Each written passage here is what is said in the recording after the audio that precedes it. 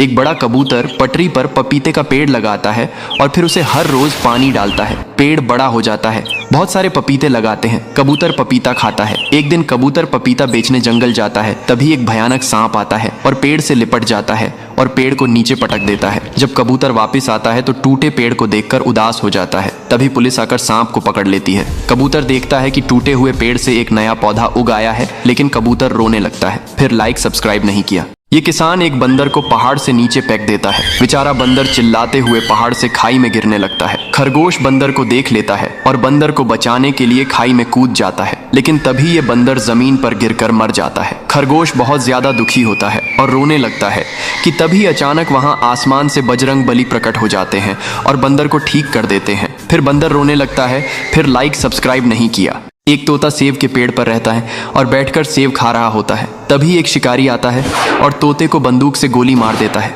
तोता जमीन पर गिर जाता है और घायल हो जाता है। शिकारी तोता को मरा हुआ जानकर वहां से चला जाता है। तभी ये सब एक कबूतर देख लेता है और भागता हुआ तोता के पास आता है। तोता कबूतर से मदद मांगता है। कबूतर तोता को उठाकर एक सुरक्षित जगह ले आता है और तोता के शरीर से बुलेट को निकालता है और दबा लगाकर पट्टी कर देता है। कुछ दिनों में तोता ठीक हो जाता है, लेकिन कबूतर रोने लगता है। फिर लाइक सब्सक्राइब नहीं किया।